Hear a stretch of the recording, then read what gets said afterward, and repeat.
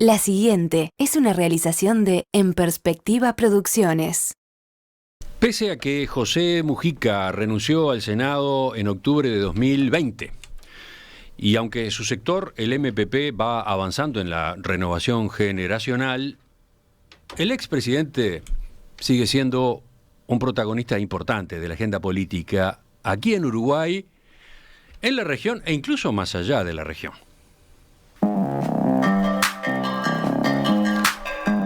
En su chacra, en Rincón del Cerro, el movimiento no cesa, con políticos, académicos y personalidades de todo tipo que llegan a Montevideo y piden entrevistas con él. Afuera del país se lo vio muy involucrado en la campaña electoral en Colombia, donde apoyó la candidatura de Gustavo Petro, que ganó en la segunda vuelta y ahora será el primer presidente de izquierda en la historia de ese país. Y acá, en nuestro país, se tomó una pausa después del referéndum, pero este mes volvió a participar en un acto político, lo hizo durante la gira del Frente Amplio por San José y luego ha tenido varias apariciones en medios de comunicación. Vamos a conversar con él a propósito de algunas definiciones suyas de los últimos días, en las cuales creo es interesante profundizar. Mujica, buen día, gracias por acompañarnos. Buenos días, un gusto saludarlos y a través suyo a la audiencia. El viernes 17 fue que usted participó como uno de los oradores, digamos, destacados en esas jornadas que el Frente Amplio llevó a cabo en San José, en el departamento de San José. ¿Va a seguir interviniendo en esta gira el Frente Amplio Te Escucha? No, esporádicamente. En realidad me convocaron porque había una reunión previa con la Asociación Rural de San José. Y bueno, entendieron de que podía dar una mano y charlar con los productores rurales de San José. Y ya me engancharon ahí en un evento que hubo, pero no voy a salir a militar así, alguna cosa esporádica y nada más. Ajá. ¿Y en su grupo político?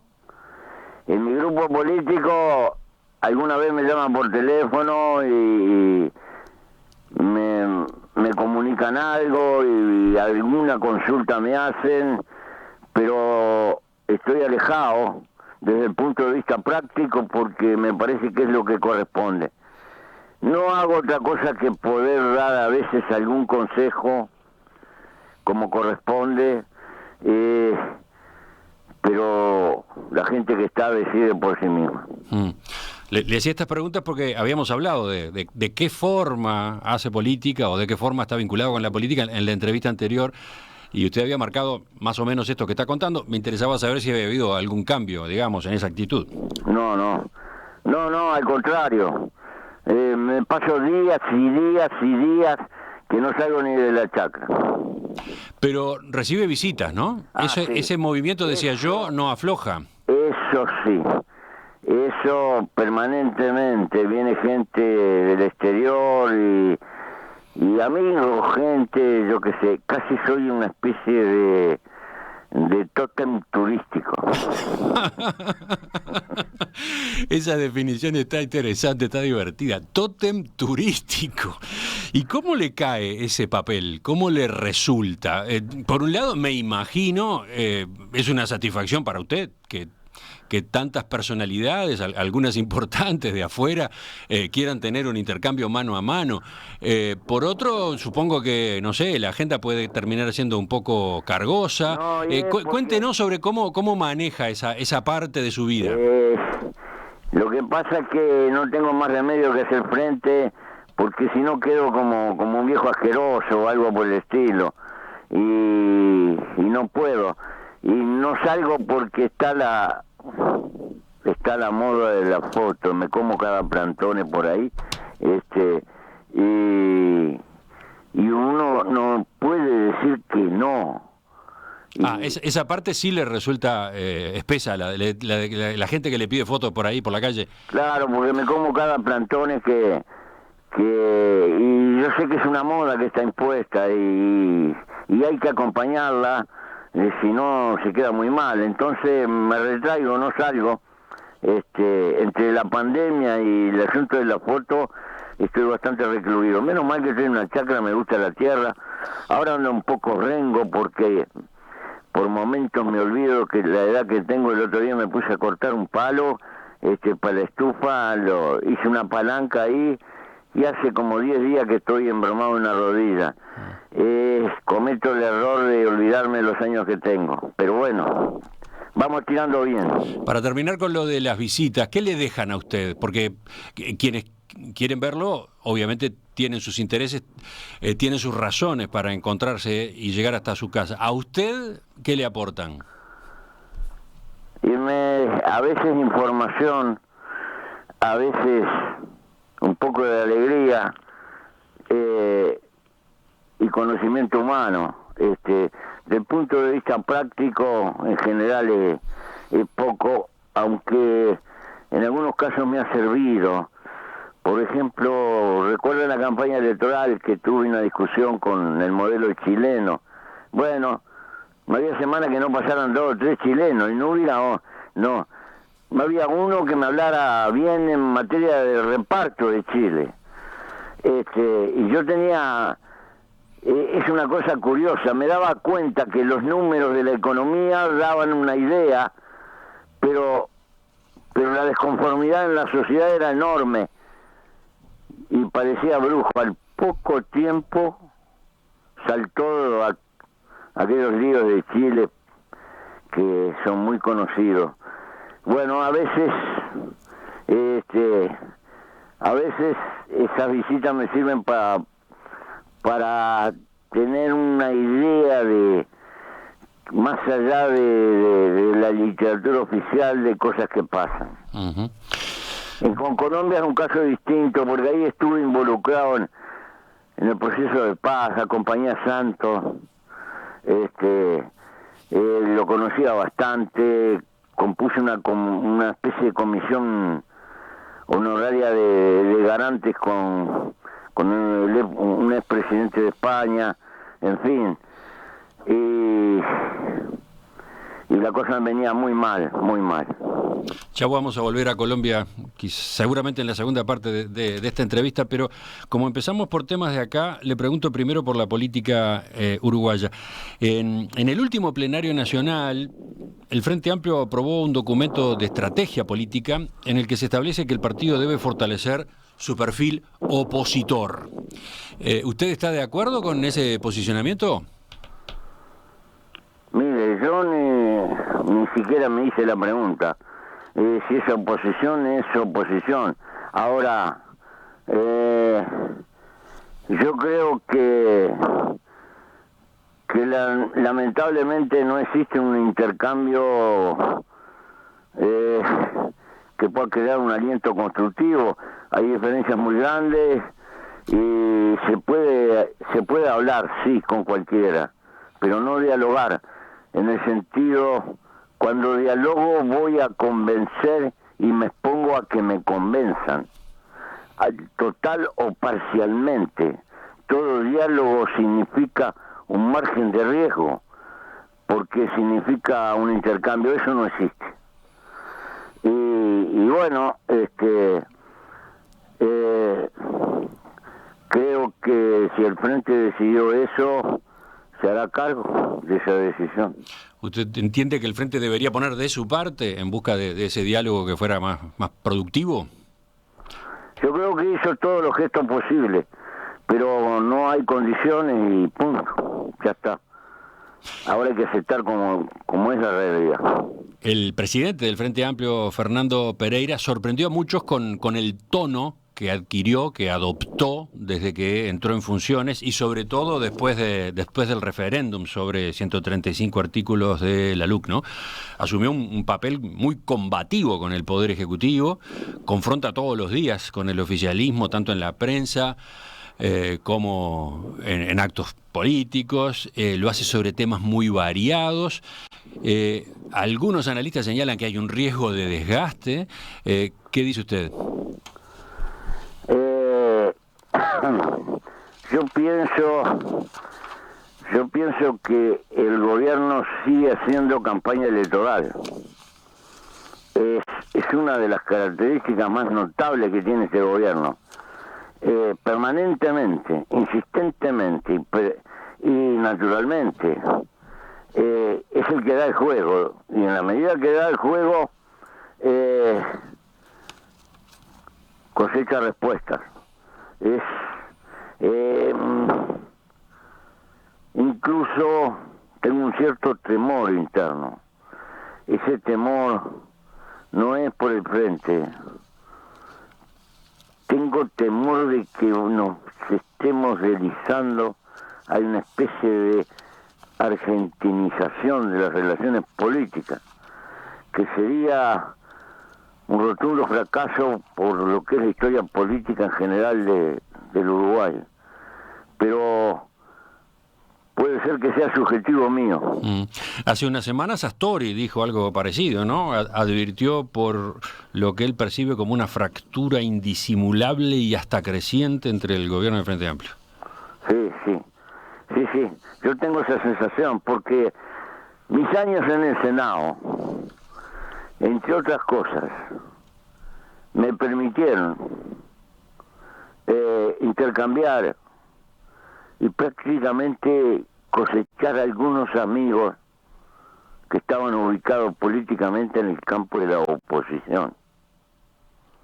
Eso es una cosa trascendente del Uruguay.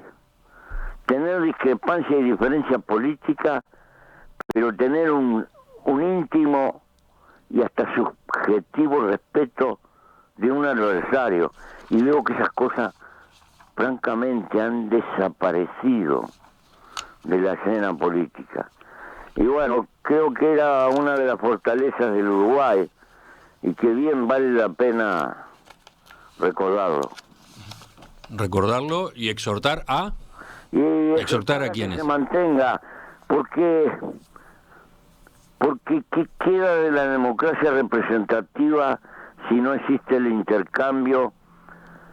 Y la lucha es tratar de transformar el enemigo en adversario, porque lo sustantivo no es solo lo que se hace, sino mantener la convivencia a la que nos obliga el régimen institucional que adaptamos.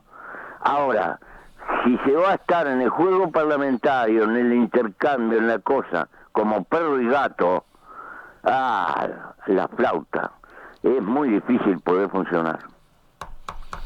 Cuando se le plantean este tipo de observaciones, por ejemplo, a dirigentes del Frente Amplio de hoy, responden, ¿y qué pasaba en los últimos años de nuestros gobiernos? ¿Cuál era la actitud del hoy presidente Lacalle Pou? ¿Cómo se plantaban los dirigentes del Partido Nacional, del Partido Colorado? Sí, el renunciá Bonomi era algo de todos los días, entonces. Sí, es así. Es un proceso que no empezó hoy, que tiene antecedentes, pero bueno, no, yo lo veo como un espectador y de repente estoy cayendo en nostalgia. De repente estoy fuera de tiempo. De repente soy un viejo chocho. Qué sé yo, no sé. Pero yo era amigo de Achuar, era amigo de La Rañaga y de otros. Y no veo que exista eso. Y porque se puede tener diferencias y se puede discutir acaloradamente. Pero en el fondo también tiene que haber un nosotros, porque somos un borroncito en el mapa de América Latina y no nos podemos dar ciertos lujos, me parece. Ya seguimos. Yo decía al comienzo que quería preguntarle por algunas definiciones suyas de los últimos días que me habían llamado la atención. Voy a un par de ellas en este momento. En un pasaje de su discurso, aquel en San José, el 17 de junio, usted declaró que ya no alcanzará por pelear por la estabilidad económica y el trabajo. va a haber que preocuparse de la felicidad humana, dijo. Señaló que la felicidad tiene que estar en el programa y que la izquierda se tiene que encargar del estómago y la cabeza, sí, pero también del corazón. ¿Puede explicar eso? Sí, sencillamente, creo que la criatura humana es hondamente afectiva y que la criatura humana necesita cultivar afectos y que los afectos son un componente esencial de nuestra vida para tener una sensación de felicidad. Pero los afectos significan tener tiempo en las distintas etapas de la vida. Cuando uno es joven, el amor nos tironea por todas partes, pero el amor necesita también dedicarle tiempo humano. Cuando tenemos hijos, cuando construimos hogar, nuestros hijos necesitan alimento y cuidado material y todo lo que se quiera, pero precisan nuestro afecto, porque así estamos programados por la naturaleza. Necesitan que gastemos tiempo con ellos. Cuando somos viejos, necesitamos tiempo para hablar de los recuerdos con los amigos, para que más no sea para jugar el tiempo para perderlo, tiempo que no hace economía, tiempo que no genera riqueza, pero tiempo humano que se gasta en el cultivo de los afectos. Ahora bien, un ser humano necesita, como tiene necesidades como cualquier otro animal, necesita cubrir esas necesidades. Y estamos en sociedades de que estamos tironeados permanentemente, que nos aparecen nuevas necesidades que al principio son un lujo y después son una necesidad intransferible. Y gastamos gran parte del tiempo de nuestra vida porque hay que trabajar o generar los medios para hacer frente a ese creciente espiral de necesidades. Y el que muere es el tiempo para los afectos. El ser humano tiene que trabajar para vivir y el que no trabaja está viviendo a costilla de alguno que trabaja. Pero la vida no es solo trabajar para cubrir necesidades. La vida significa gastar tiempo de nuestra vida en el cultivo intransferible de afectos que nos ayudan a vivir porque así somos. Bueno, esta manera de pensar, porque yo veo mucha soledad en el medio de la multitud. Uh-huh. Y me doy cuenta que pasan cosas. ¿Y cómo se pone eso en el programa? Porque usted dice que tiene que estar en el programa de una fuerza política. Eso hay que cultivarlo en la cabeza de la gente, porque creo que habrá que luchar por acortar la jornada de trabajo y que habrá que luchar por tener una vida más sobria, pero que priorice ciertas cosas. Es un cambio cultural.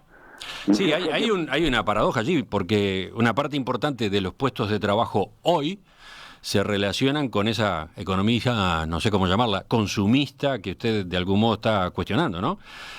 Por ejemplo, por mencionar un caso, si la gente no renueva su ropa con cierta frecuencia, habrá trabajadores textiles y de la vestimenta que se quedarán sin empleo. Sí, pero no tengo que hacer basura para tirar. Por inútilmente tener la vanidad de cambiar de ropa a cada rato, con el pretexto de que voy a generar más trabajo y estoy lapidando naturaleza, porque tenemos la otra contradicción, mi querido amigo periodista. Estamos llegando al límite de lo que soporta la naturaleza. La sobriedad es ganar en libertad. Es decir, tener tiempo libre para dedicarlo a las cosas que a uno lo motivan. Y bueno, sé que estamos en un círculo vicioso, y pienso que no se trata de vivir adentro de una cueva o en la prohibición, se trata de no despilfarrar medios y sobre todo conservar una cuota importante de tiempo para el ocio afectivo. ¿En la izquierda existe esa preocupación o No. estamos solo ante una inquietud yo sé suya? Yo sé que soy un llanero solitario. Pero digo lo que pienso y tengo que predicarlo, porque si no hay cambios, si no cambia la cabeza. ¿Sabe por qué? Mi generación cometió el error racionalista de creer que cambiando las relaciones de producción y de distribución íbamos a tener un hombre distinto, y no le dimos papel a la cultura. Y ningún cambio material significa mucho si no hay un cambio cultural. Hemos progresado técnicamente un disparate, y tecnológicamente y científicamente, pero en materia de valores estamos francamente estancados hace rato. Y si no mejoramos en los valores, si no cultivamos el amor a la vida y a ciertas cosas elementales, pero que son decisivas, tal vez mi manera de pensar tiene que ver con mi peripecia. Uh-huh. Soy algo, filosóficamente algo así como un neoestoico. ¿Un neoestoico? Sí, para mí pobre es el que precisa mucho, porque no alcanza nada. O como dicen los aymaras, pobre es el que no tiene comunidad, el que no tiene compañeros. Yo decía que quería preguntarle por planteos suyos que me llamaron la atención. Salto a otro, el sábado pasado en una entrevista con La Diaria, cuando le preguntaban sobre cómo se hace para combatir la desigualdad, usted, si entendí bien, sugería no insistir por el lado de la reforma tributaria, de una carga tributaria a determinados sectores de la sociedad, sugerir por otros caminos, y concretamente recomendaba que se observara una experiencia de China, donde el Estado es socio de empresas privadas en las que tiene el 30 o el 40%. ¿Qué quiso decir con eso? Quise decir algo que rompe los ojos.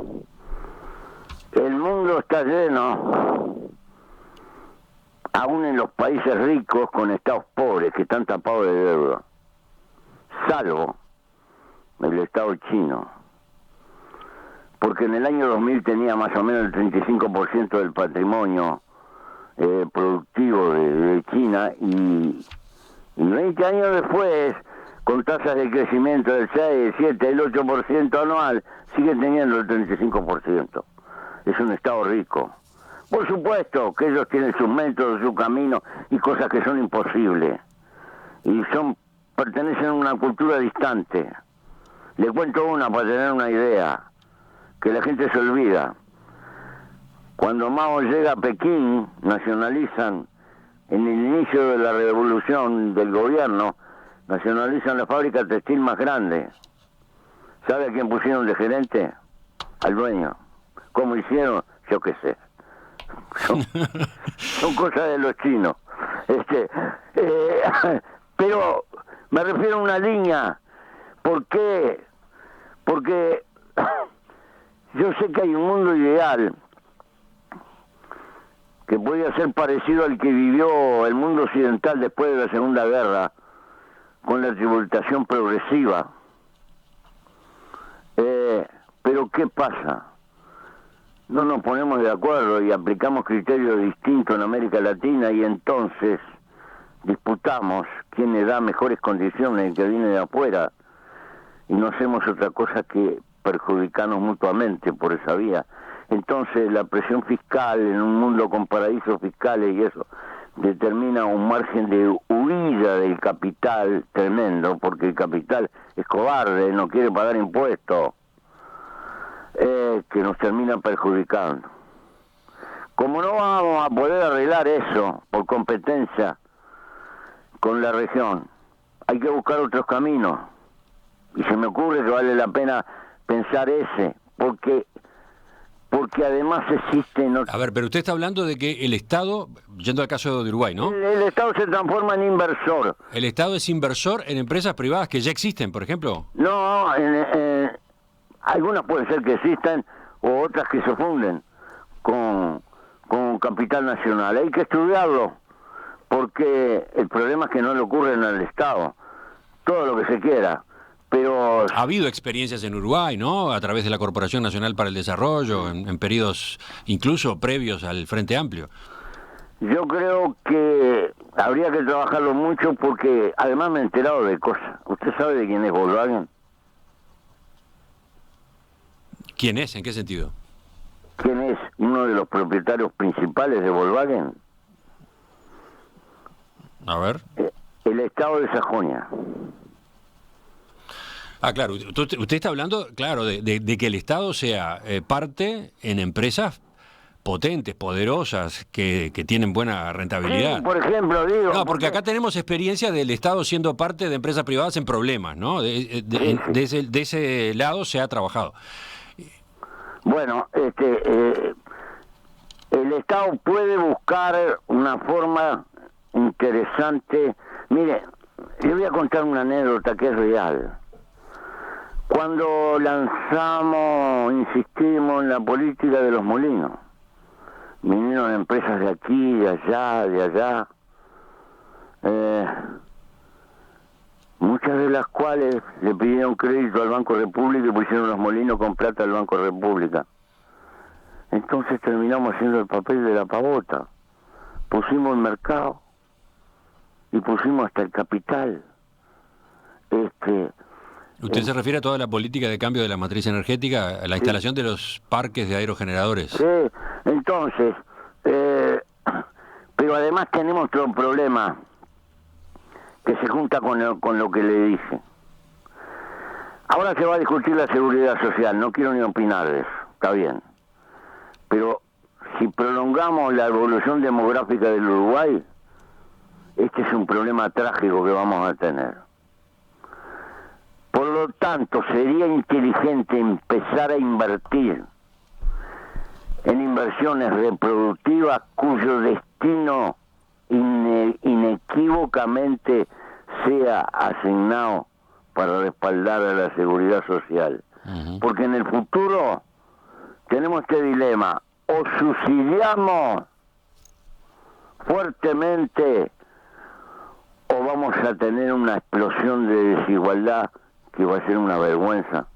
Usted sugiere este camino, el del Estado participando en Sí, empresas privadas, no en la medida de lo posible exitosas, a efectos de que por esa vía se recaude, por esa vía se obtenga ingresos para el Estado y no por la vía de los impuestos, o bueno, además de lo que se obtiene por la vía de los impuestos. Sí, pero no exagerar la vía de los impuestos, porque produzco una falta de inversión y una disparada del capital, porque es desgraciadamente cobarde. ¿Cómo explica que en el momento de crisis aumentaron los depósitos y la plata que salió para afuera?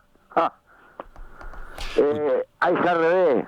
Usted está hablando del Estado integrando capital accionario de empresa privada, pero no gestionando. Sí, y fundamentalmente en el interior. Sí. No gestionando.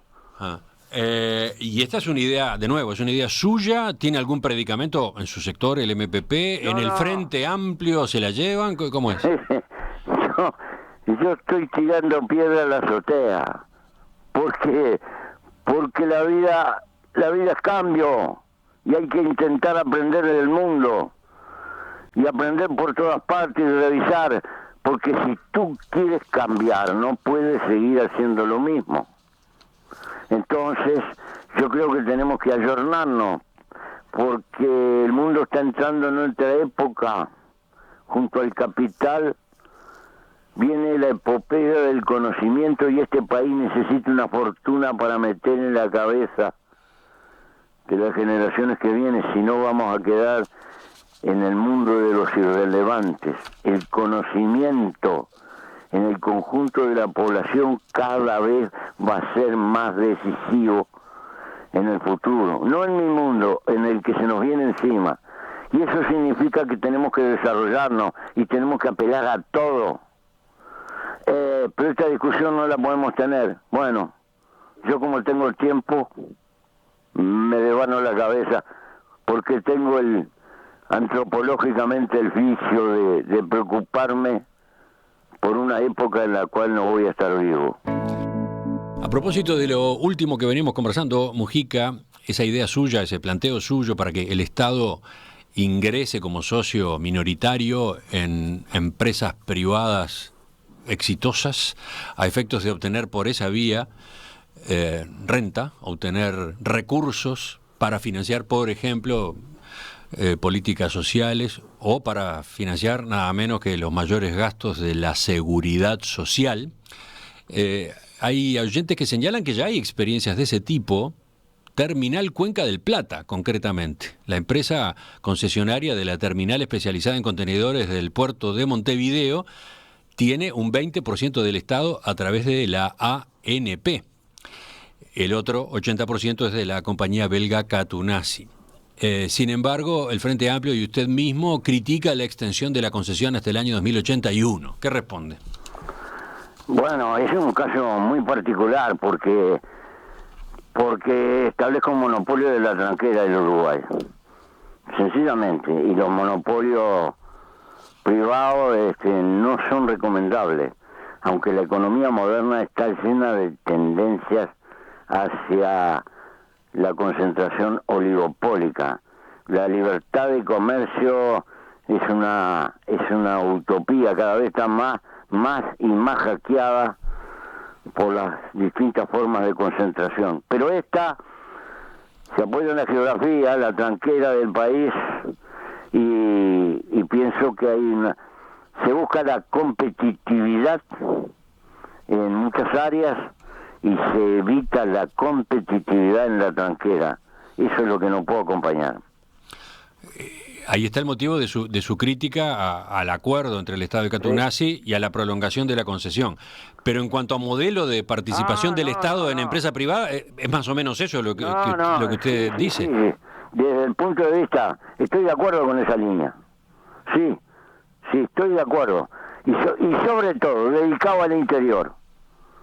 Por lo siguiente, porque este país necesita desarrollarse y nunca se va a desarrollar si no se industrializa el interior. Ojo, cuando digo industrializar, no me refiero a llenar de chimenea, me refiero al concepto económico, generar más valor en menos tiempo. Le propongo una pausa y ya retomamos con otros temas. El expresidente José Mujica renunció al Senado hace casi 2 años, pero sus salidas a la cancha política siguen siendo noticia acá en la región, incluso más allá de la región. Estamos conversando con él esta mañana a propósito de algunos pasos que ha dado en estos últimos días. Cambiemos de tema. Volvamos a Colombia. Usted ya aludió a Colombia. ¿Cómo es su relación con el presidente electo Gustavo Petro? Lo conocí en Cartagena. Soy obviamente simpatizante. ¿Lo conoció cuánto tiempo atrás? Hace años, hace tiempo. Recuerde que yo fui muchas veces a Colombia, al punto que trabé amistad con Santos y decidí acompañarlo en todo lo posible en el proceso de paz. Uh-huh. ¿Fue en aquellas circunstancias que conoció a Petro? Sí. ¿Cuánto incide en el vínculo que tiene con él el paralelismo entre ambos, ¿no? Porque los dos fueron guerrilleros, usted en el MLN, él en el M-19. Los dos se insertaron en la democracia contra la cual de hecho se habían levantado. Usted terminó siendo presidente de la República, Petro va a ser presidente de la República ahora. Cosas veredes y vivieres, Sancho. Así es el andar de la vida. Son circunstancias que se dan fortuitamente, aunque la historia de Colombia tiene una larga tragedia a sus espaldas. Y es un país que se necesita la prosa de Vargas Llosa, de Carpentier para describirlo. Es García Márquez mismo, ¿no? sí, García Márquez, no sé, es porque es una lujuria de la naturaleza por todas partes. Y está lleno de contrastes que son impresionantes. Y bueno, sé que...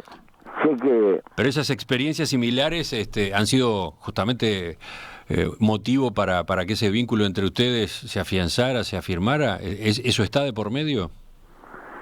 Sí, existe una especie de simpatía ideológica, si se quiere, subjetiva, que yo siento por su lucha, pero me doy cuenta que tiene un desafío impresionante.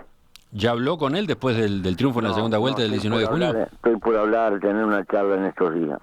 Una charla por videollamada, sí. Sí, sí. Esta semana, El País de España le hizo una entrevista a Petro. En un momento, el periodista le pregunta: hay quien habla de un nuevo eje progresista en América Latina, formado por los presidentes de México, Argentina, Chile, ahora Colombia y en el futuro quizás Brasil.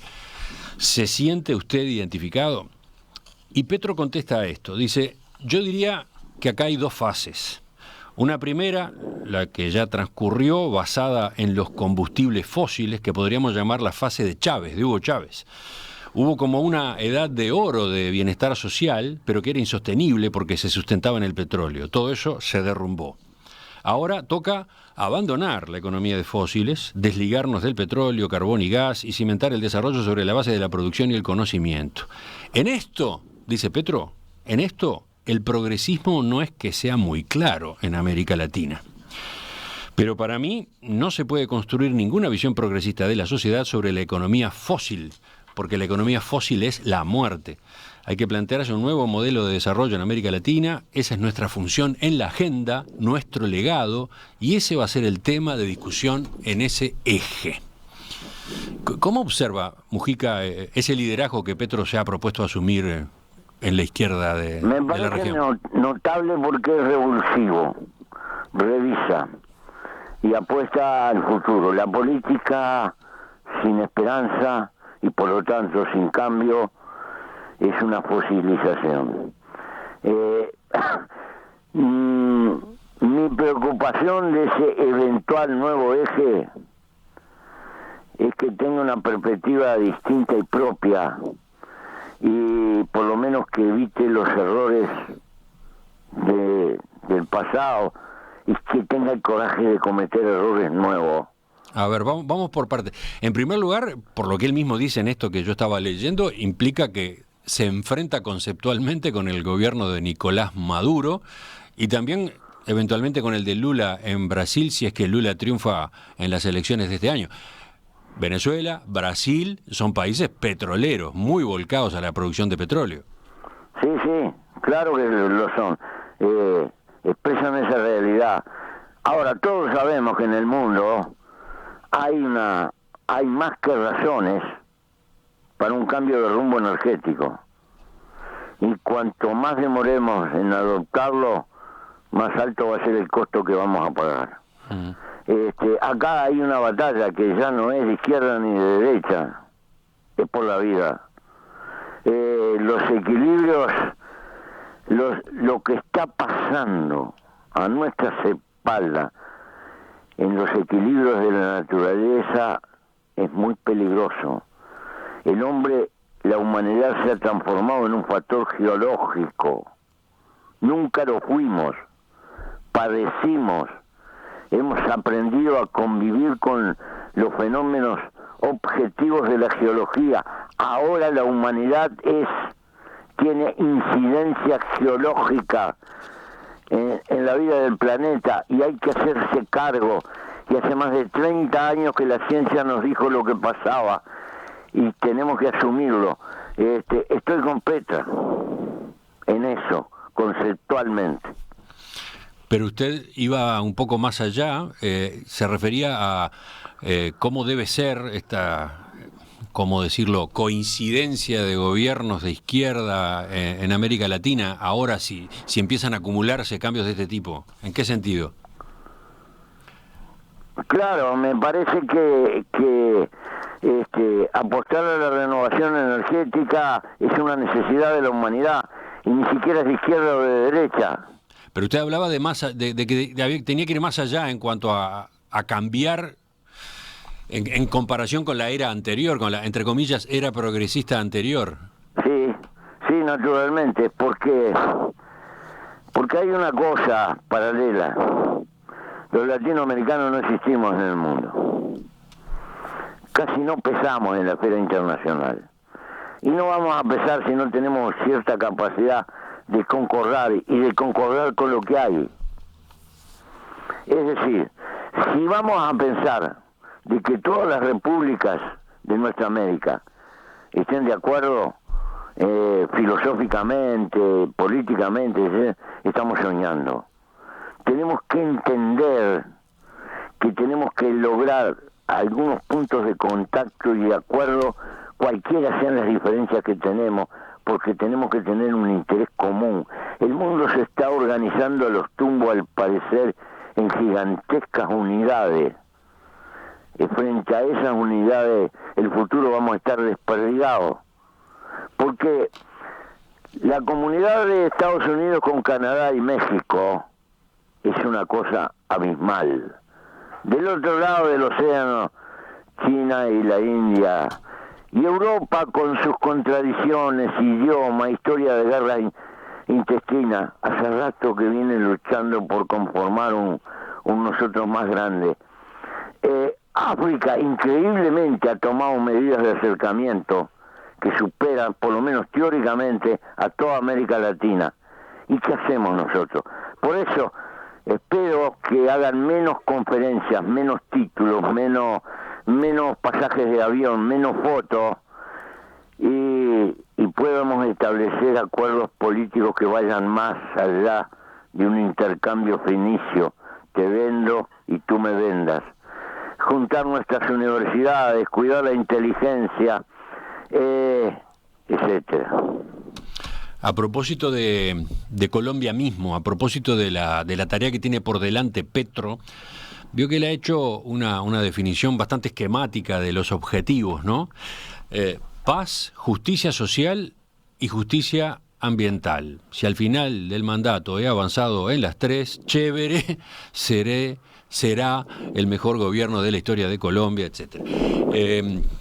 ¿Cómo analiza usted el escenario que tiene por delante a partir de lo que conoce de ese país? Es terrible, tiene un desafío tremendo, porque una cosa son las intenciones y otra cosa es la realidad sociológica. Hay una parte feudal y reaccionaria en Colombia. El proceso de paz no era solo un acuerdo de paz, era una verdadera reforma agraria para movilizar reservas que están prácticamente subutilizadas en un territorio maravilloso, que tiene problemas de infraestructura, etcétera, etcétera, y que obliga a un campesinado pobre a refugiarse en el cultivo de la coca para poder vivir, porque no tiene alternativa. No sé, va a tener una lucha infernal. Por eso mi recomendación, ayúdenlo. Esto no, tendría que ser un mago. El resto de las fuerzas políticas y el compromiso de darse cuenta que tienen una oportunidad maravillosa, pero no es sencillo remontar. Colombia tiene problemas como este, tal vez 20 millones de trabajadores no van a tener jubilación. ¿Se da cuenta? Ese es el costo de tantos años de guerra. La maquinaria militar se tragó la solución de problemas sociales y eso está ahí latente. Y el hecho de que sea el primer presidente de izquierda en la historia de Colombia, el hecho de que cambie tanto el escenario político de ese país, ¿cómo va a estar jugando en la gobernabilidad? Tiene peligro, mucho peligro, muchísimo peligro. Veremos la capacidad de movilización y de las fuerzas políticas que lo apoyan. Y otra cosa, la capacidad de convencer mayoritariamente a la sociedad colombiana. porque en definitiva gobernar también es convencer, no es ordeno y mando. Él ha hablado de un gobierno muy abierto, de un gobierno donde con la oposición piensa tener el mayor grado de cooperación, donde no habrá, por ejemplo, persecución ni revanchismo, pese a que entiende que ha sido víctima de persecución él en su momento, por ejemplo, cuando estuvo al frente de la alcaldía de Colombia y debió dejar el cargo. Sí, sí. Pero bueno, no tengo duda de que hay sobradas buenas intenciones. Hay que ayudar a la realidad. Para terminar esta parte, y ya que hablamos de América Latina, ¿qué ve en Chile? ¿Cómo observa el desarrollo del gobierno de Gabriel Boric en Chile? Por ejemplo, su popularidad, la evaluación de la población a propósito de su gestión se desplomó de una manera que no tiene antecedentes en la historia de los primeros 100 días de gobiernos anteriores. Sí, no. Hay una reacción muy generalizada, no solo en América Latina, lo tiendo a ver en el mundo. Hay una parte creciente de la población en las sociedades modernas que tiende a votar en contra de lo que hay, pero no tiene idea a favor de qué vota.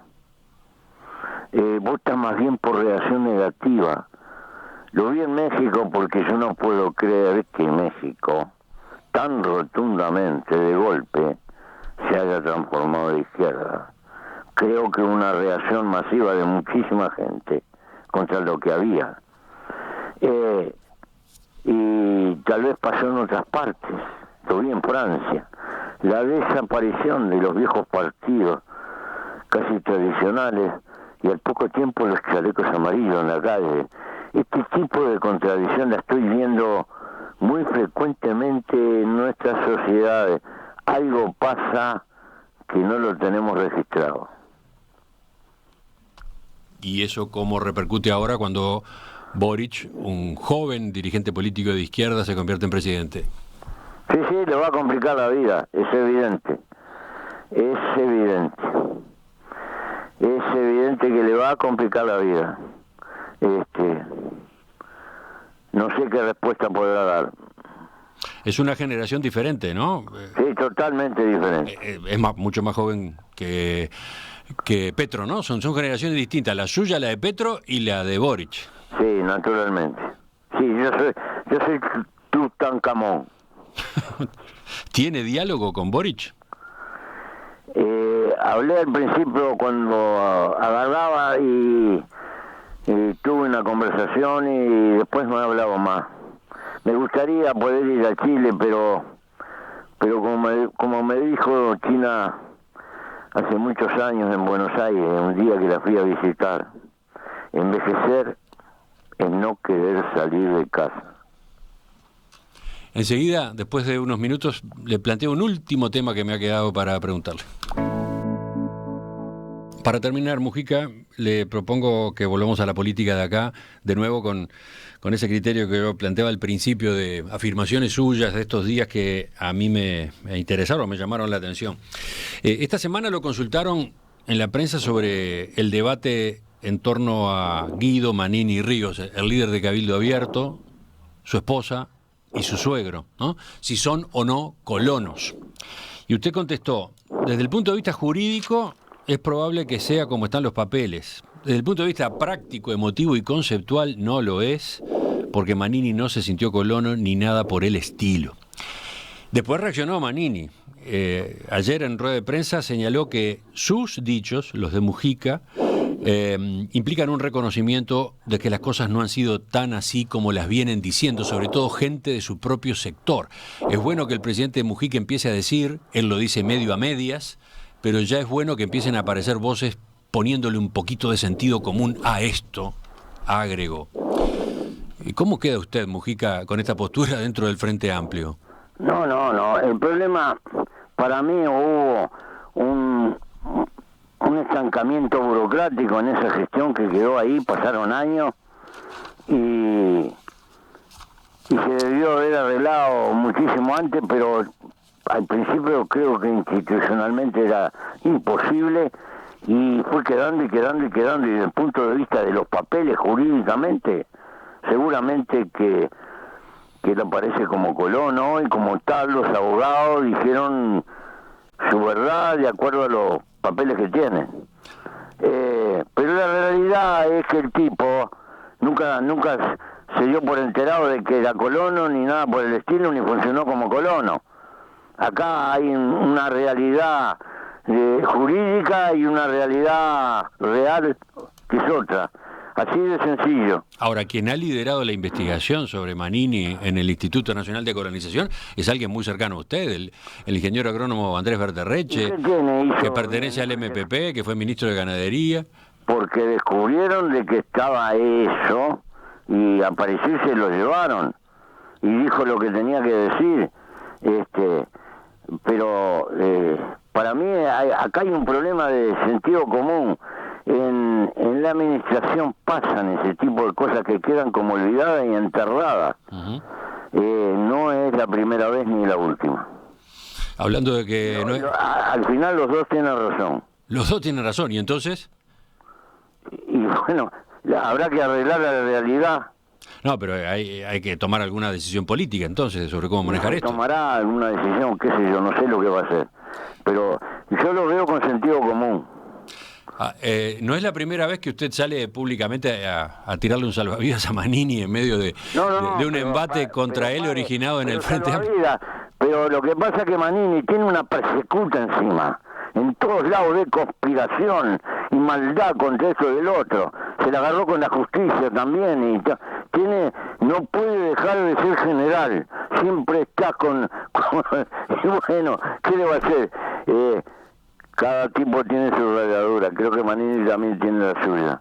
Bueno, pero lo cierto es que desde la izquierda se lo está cuestionando duro por esa condición de colono que tendría y con la cual no habría cumplido, etcétera, ¿no? Es cierto. Eso está pasando. Y hubo otro caso anterior cuando lo de los fueros, ¿no? Cuando se debatía el eventual desafuero de Manini en la Cámara de Senadores, ¿no? Unos días antes unas semanas antes de ese debate, usted salió con una postura al costado de la que venía sosteniendo el Frente Amplio, ¿no? Decía que usted no votaría a favor de levantarle los fueros porque de esa manera se le estaría victimizando, se le estaría dando una especie de condecoración, etcétera, ¿no? Por razones políticas, porque la experiencia me indica que la victimización en este país es bruto negocio.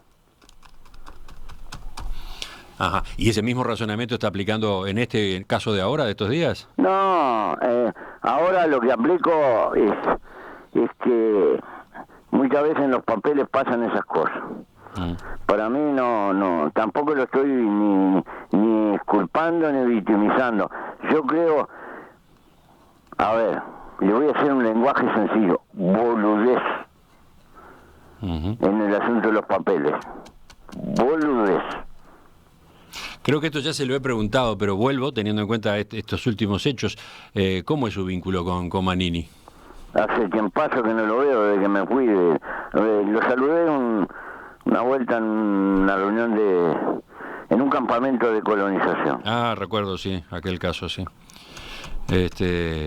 No tengo relación, no con Manini, en general con el estamento político, no, alguna llamada por teléfono no. No, insisto con esto porque en buena parte de la izquierda Manini y Cabildo Abierto son, ¿cómo decirlo? Son como el demonio personificado, ¿no? Sí, para mí no es tanto. Hay diferencias abismales y contradicciones, pero es un dato de la realidad y existe. Y yo no estoy para hacerle el caldo gordo. Recuerde que una vez dije que lo político estaba por encima de lo jurídico. Sí, vaya si quedó acuñada esa frase para siempre. Aparece citada en cantidad de debates todo el tiempo. No, y lo lindo que un personaje de la oposición me lo reconoció mano a mano y me dice, vos tenés razón, pero no se puede decir. Bueno, y si lo aplicamos a esto que estamos discutiendo, entonces... Bueno, saque las conclusiones. José Mujica, expresidente de la República, ex senador, ex ministro. Bueno, le agradezco a usted la participación hoy en Perspectiva otra vez. Volvemos a conversar. Suerte y gracias por llamarme.